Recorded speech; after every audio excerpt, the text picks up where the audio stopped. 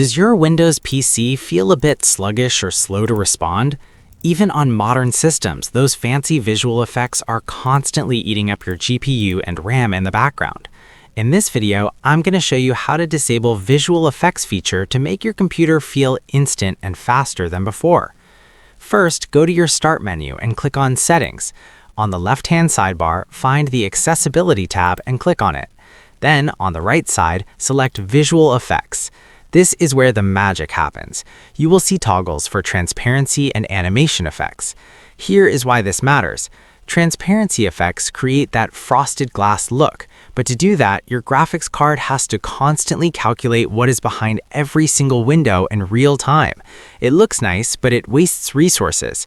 Let's turn these off. Go ahead and disable transparency effects.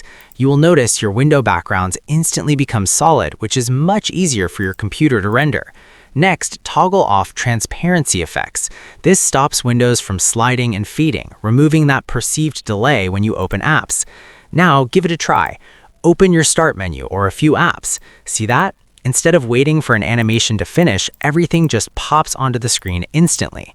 Finally, head to your desktop, right-click and hit Refresh just to make sure the system registers all the changes smoothly.